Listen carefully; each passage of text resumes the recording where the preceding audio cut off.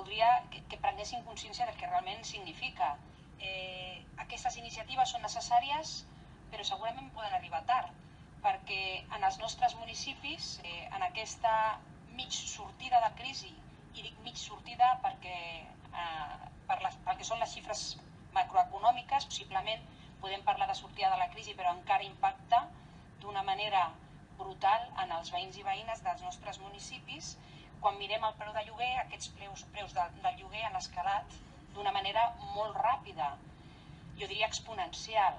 És el cas del meu municipi, que puc parlar, un pis petit, segurament en el barri no més car, al contrari, en unes condicions mínimament dignes, no baixarà de 800 euros.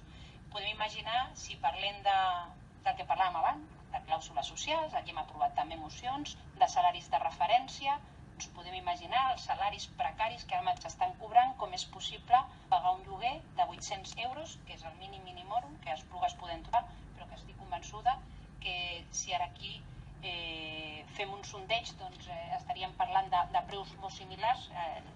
També miro a la presidenta, doncs al municipi on és alcaldessa la presidenta de la Diputació, també estem parlant de preus similars, i aquesta escalada en aquesta mitja sortida de la crisi ja s'ha produït de manera molt decidida. Doncs amb aquests sous no arriben ni per pagar el lloguer. A partir del lloguer hi ha moltes necessitats bàsiques que encara s'han de cobrir.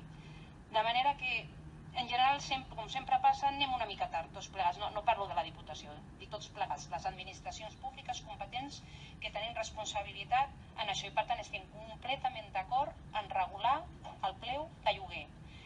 També en què hi hagi disponibilitat. Per tant, és important comptar amb un parc impulsant per part de les administracions en general, però és imprescindible poder regular d'una manera decidida aquest preu de lloguer, perquè si no ens tornarem a trobar una altra vegada com ens trobàvem abans de l'any 2008.